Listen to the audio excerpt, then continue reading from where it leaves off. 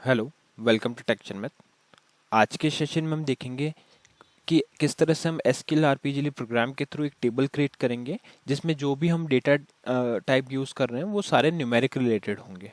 ठीक है, last session में हमने कैरेक्टर से रिलेटेड सारे डेटा टाइप कवर किए थे, अभी हम न्यूमेरिक से रिलेटेड सारे डेटा टाइप को कवर करेंगे। तो मैं इस प्रोग्राम को एडिट मोड में ओपन करता हूँ और फिर हम स्टेप बाय स्टेप इसको देखते हैं। तो यहाँ पे हम क्या कर रहे हैं, सबसे पहले तो हमने एक एसक्यूएल स्टेट का कांस्टेंट डिक्लेयर किया है। तो इसके लिए आप सिंपल लिखोगे DCLC और ये आपके कांस्टेंट का नेम एसक्यूएल स्टेट वैलिड, और यहाँ पे हमने 5 टाइम्स 0 पास कर दिया। तो इसको हम क्यों यूज़ करेंगे, जब भी हम अपनी कोई एसक्यूएल की क्वेरी एग्जीक्यूट करेंगे तो उसके बाद में इससे चेक करेंगे कि एसक्यूएल स्टेट अगर ये आ रहा है, इसका मतलब है कि हमारी जो क्वेरी है वो सक्सेसफुल रन हो गई। अदरवाइज दूसरे कुछ और कोड आते हैं तो उसका अलग सेपरेट मीनिंग रहेगा। तो ये कंफर्मेशन यही रहेगा कि हमारी जो क्वेरी थी वो एग्जीक्यूट हुई सक्सेसफुली। अब हम क्वेरी क्या यहाँ पे यूज़ कर रहे हैं, हम यहाँ पे लिख रहे हैं EXEC SQL, जो भी हम एग्जीक्यूट करने के लिए लिखते हैं एसक्यूएल को यहाँ पे एसक्यूएल आरपीजीएल प्रोग्राम में। और यहाँ पे हमने लिखा क्रिएट और रिप्लेस टेबल। तो इसका मीनिंग इतना का अगर हम मीनिंग देखें तो इसका मीनिंग ये है कि अगर पहले से ये टेबल एग्जिस्ट करती है तो उसको रिप्लेस कर दें, पहले से एग्जिस्ट नहीं करती तो उसको क्रिएट कर दें। ठीक है, तो ये कीवर्ड्स ही हैं, क्रिएट और रिप्लेस टेबल। किस टेबल को क्रिएट करना है हमारे को या रिप्लेस करना है, Sharmit1/product detail। तो हम प्रोडक्ट डिटेल की एक टेबल है उसको बनाना चाहते हैं। पैरेंथेसिस में अब हम वैल्यूज पास करेंगे। तो पहला फील्ड मैंने यहाँ पे डिक्लेयर किया प्रोडक्ट 1 नेम से। ठीक है, इसका डेटा टाइप हम यूज कर रहे हैं इंटीजर। तो अगर आपको इंटीजर डेटा टाइप यूज करना है तो आप इस तरह से लिखोगे INT। दूसरा वेरिएबल जो हमने यहाँ पे यूज, दूसरी जो फील्ड हमने यहाँ पे यूज की है वो है प्रोडक्ट 2। इसमें हम यूज कर रहे हैं स्मॉल इंटीजर। ठीक है, तो इनमें डिफरेंस साइज का ही होता है, इंटीजर स्मॉल इंटीजर। तो मैं जस्ट यहाँ पे आपको एग्जांपल बता रहा हूँ कि कैसे सिंटेक्स लिखा जाता है उसका, और फिर जो भी आपकी रिक्वायरमेंट हो उस अकॉर्डिंग आप अपने टेबल में उन फील्ड्स को ऐड कर सकते हो। थर्ड हमने यहाँ पे यूज किया प्रोडक्ट 3 फील्ड, जिसका जो डेटा टाइप है वो है बिग इंट। ठीक है, फोर्थ हमने रखा डेसिमल। तो मोस्टली क्या होता है, डेसिमल यूज करते हैं। तो डेसिमल में क्या, किस तरह से आप वैल्यू पास करोगे, डेसिमल लिखोगे पैरेंथेसिस, पहली वैल्यू यहाँ पे आ जाएगी 5 और जो उसकी डेसिमल पोजीशन हमने पास की है वो है 2। ठीक है, वैसे ही हम फिफ्थ प्रोडक्ट को जो डिक्लेयर कर रहे हैं वो कर रहे हैं न्यूमेरिक डेटा टाइप के साथ में। तो न्यूमेरिक भी एक डेटा टाइप होता है जिसमें हम पास कर रहे हैं 10 और 2। ठीक है, तो यहाँ पे हमने कितने टाइप के डेटा टाइप कवर किए, 5 टाइप के, integer, small integer, big integer, decimal और न्यूमेरिक। तो न्यूमेरिक से रिलेटेड यही सारे इंडिकेटर्स होते हैं जो हम यूज कर सकते हैं। ठीक है, अब क्या होगा, यहाँ पे क्वेरी आपने बना दी, इसको सेमीकोलन से टर्मिनेट कर दिया, ये जो आउटर पैरेंथेसिस है ये मेन वाला है। ठीक है, और ये वाला प्रोडक्ट 5 के जो न्यूमेरिक है उसका पैरेंथेसिस क्लोज हो रहा है। तो अब जैसे ही ये सारी क्वेरी एग्जीक्यूट होगी उसके बाद में हम चेक करेंगे एसक्यूएल स्टेट। अगर एसक्यूएल स्टेट वैलिड है तो उस केस में हम मैसेज कर देंगे print table created successfully. Otherwise हमने लास्ट सेशन में भी ये चीज़ देखी थी कि जब भी हम कोई टेबल क्रिएट करते हैं तो उस केस में हमारे को जो कोड रिटर्न होता है, एसक्यूएल स्टेट रिटर्न होता है, वो होता है 01567। ठीक है, तो क्योंकि टेबल हम क्रिएट कर रहे हैं, जर्नल नहीं कर रहे। अगर आप टेबल क्रिएट और जर्नल दोनों करोगे तो उस केस में जो है आपका करेक्ट वाला रिटर्न करेगा कि क्रिएटेड सक्सेसफुली। बट टेबल के केस में हमें मोस्टली यही मिलता है, table created but not journal. आपने देखा होगा कि जब हम पीएफ को कंपाइल करते हैं उस टाइम भी हमारे को ये मिलता है मैसेज कि PF created but not journal. ठीक है, जर्नलिंग एक सेपरेट कॉन्सेप्ट है जो हम अलग से देखेंगे कि कैसे जर्नलिंग होती है, ये भी बहुत इंपॉर्टेंट टॉपिक है, इसको हम कवर करेंगे आने वाले सेशंस में। ठीक है, एल्स हम क्या कर रहे हैं, अगर इसके अलावा कोई और कोड है, क्योंकि ये तो हमने आइडेंटिफाई कर लिया था डीबग के थ्रू। ठीक है, मैं वापस से भी बताऊंगा कि डीबग में कैसे आपको पता चलेगा कि ये कोड आता है। कुछ नहीं है, जस्ट हम इसको एग्जीक्यूट कर देंगे। एग्जीक्यूट करने के बाद में यहाँ पे एसक्यूएल स्टेट चेक कर लेंगे इसको एग्जीक्यूट करते ही डीबग में कि क्या रिटर्न कर रहा है। और फिर जो एसक्यूएल कोड आपको मिल रहा है या एसक्यूएल स्टेट जो आपको मिल रहा है वो आप नेट पे सर्च करोगे कि इसका मीनिंग क्या होता है। तो वहां से आपको पता चल जाएगा कि इसका मीनिंग होता है कि table created but not journal. तो बस वो आपने मैसेज प्रिंट कर दिया। ठीक है, और अगर इनके अलावा कोई एसक्यूएल स्टेट आ रहा है तो उस केस में हम एल्स में मैसेज प्रिंट करेंगे। सबसे पहले तो वो एसक्यूएल स्टेट को ही प्रिंट कर देंगे कि कौन सा है जिसकी वजह से ये हमारा मतलब एग्जीक्यूट नहीं हुआ प्रॉपरली, और फिर एक मैसेज डाल देंगे query query ended with an error. यहाँ पे एंड इफ करेंगे, star INLR equals to star on कर देंगे। ठीक है, तो ये था हमारा पूरा प्रोग्राम। इसको कंपाइल करके कॉल करते हैं, एक बार कॉल किया तो table created but not general. अब मैं इसको एक बार डीबग में लेके दिखा देता हूँ। तो डीबग में हम ये एक प्रोग्राम हमेशा यूज करते हैं डीबगर।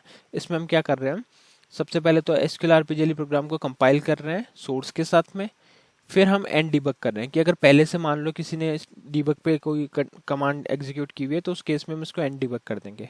अगर पहले से कमांड एंड डीबग नहीं है तो उसको अगर हम फिर एंड डीबग करने जाएंगे ऑलरेडी जो एंड डीबग है तो वो एक एरर जनरेट करेगा। उस एरर को हम हैंडल कर लेंगे मॉन मैसेज CPF0000 से, और अपने जो प्रोग्राम फ्लो है उसको भेज देंगे प्रोसेस 1 पे। तो प्रोसेस 1 ये है। इस प्रोसेस 1 में क्या होगा, स्टार्ट डीबग कर देंगे, क्योंकि अब अगर एंड डीबग नहीं था तो फिर प्रॉपर हम डीबग लगा सकते हैं। और यहाँ पे सोर्स अपडेट प्रोडक्शन और ओपीएम सोर्स को यस करके डीबग पे सेट कर दिया हमने।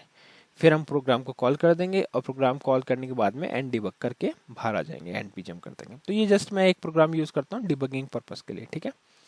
इसको भी हम सेव कर देते हैं, कंपाइल कर देते हैं, कॉल करते हैं। तो जैसे मैं ये कॉल करूंगा ये क्या करेगा, मेरे प्रोग्राम को सेट कर देगा डीबग मोड पे। और जैसे ही वहाँ पे डीबग की स्क्रीन आएगी मैं ब्रेक पॉइंट सेट कर सकता हूँ, और उस ब्रेक पॉइंट को स्टेप बाय स्टेप जब हम आगे लेके जाएंगे तो वो बताएगा कि क्या वैल्यू आपको रिट्रीव हो रही है जब आप क्वेरी को एग्जीक्यूट कर रहे हो, ठीक है। इसको एक सेकेंड यहाँ पे एक बार इसको मैं वापस से कंपाइल करता हूँ। क्रिएट टेबल 2, इसमें प्रोग्राम नेम हम चेक करेंगे, डिबगर में कुछ इशू है। यहाँ पे हमने देखो क्रिएट टेबल 2 ही सेट किया हुआ है, इस प्रोग्राम को नेम चेंज करना पड़ेगा 2। यहाँ पे हमने 2 कर दिया, यहाँ भी 2 कर दिया, ठीक है।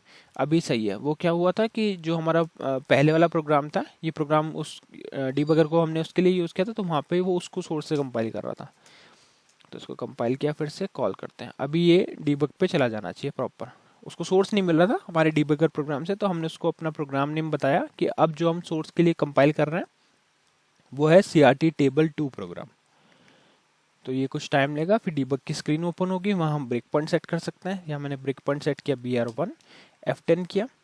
अब ये स्टेप बाय स्टेप एग्जीक्यूट होगा। तो देखो यहाँ पे क्वेरी एग्जीक्यूट हो गई। अब इसका एसक्यूएल को स्टेट चेक कर लेते हैं, ठीक है। 01567, तो आप नॉर्मली भी चेक कर सकते हो। अगर जैसे आपने कोई स्टेटमेंट ऐसा नहीं लिखा तो आपको लिखना है एसक्यूएल स्टेट, तो ये ईवी यहाँ पे हम करेंगे ईवी, ठीक है। तो ये बता रहा है एसक्यूएल स्टेट 01567। वैसे ही हम है ना एसक्यूएल कोड भी चेक कर सकते हैं। मैंने आपको फर्स्ट सेशन में बताया था कि कुछ लोग एसक्यूएल कोड यूज करते हैं, तो कोड के अगर थ्रू आप चेक कर रहे हो तो आपको नेट पे ये सर्च करना पड़ेगा कि एसक्यूएल कोड का 7905 का मीनिंग क्या होता है। और स्टेट अगर आप यूज़ कर रहे हो तो स्टेट वाले में आपको ये वैल्यू सर्च करनी पड़ेगी नेट पे। मैं हमेशा ये रिकमेंड करूँगा कि आप एसक्यूएल स्टेट के साथ में इसको प्रोसेस करें, ठीक है। अब हम यहाँ से F10 करेंगे और देखो यहाँ पे इसमें चला गया, प्रिंट कर दिया और टेबल हमारा क्रिएट हो गया, ठीक है। तो ये एक प्रोसेस है। जब भी मान लो अगर आपकी कोई भी क्वेरी में इशू आ रहा है रन टाइम पे, तो आप वहाँ पे एसक्यूएल स्टेट चेक कर सकते हो कि एसक्यूएल स्टेट क्या आ रहा है, और फिर उसको आप नेट पे सर्च कर सकते हो कि इस एसक्यूएल स्टेट का मीनिंग क्या है, और उस अकॉर्डिंग अपने, या अगर आपको कोई करेक्शन की नीड है तो करेक्शन कर सकते हो, या फिर प्रोग्राम फ्लो में चेंज कर सकते हो। अब टेबल बन गया, टेबल बन गया। अब हम इसको str SQL पे कुछ ऑपरेशन करके देख लेते हैं। तो मैं पहले तो क्वेरी रन कर रहा हूँ, सेलेक्ट स्टार फ्रॉम शर्मित1 जो मेरी लाइब्रेरी नेम है, और /CRT टेबल 2, नहीं यहाँ पे हमारा आएगा product detail, sorry product detail. CRT table 2 तो हमारे प्रोग्राम का नेम था, और फाइल का नेम है प्रोडक्ट डिटेल। तो ये इसमें एक डेटा है, ठीक है। इसको अगर मैं F4 करके आपको दिखाऊंगा तो ये कुछ इस तरह से बना। इंटीजर लेंथ है इसकी 9, स्मॉल इंटीजर 4, बिग इंटीजर ने 8 कंज्यूम किया, डेसिमल, ठीक है, और न्यूमेरिक की ये स्केल हम सेट किया था तो वो उस अकॉर्डिंग दिखा रहा है। अब जैसे अगर मेरे को इसमें एक और रिकॉर्ड एंटर करना है तो मैं क्या करूँगा, एक इंसर्ट क्वेरी मैंने पहले से रन करी हुई है, मैं उसको वापस से रीरन कर देता हूँ।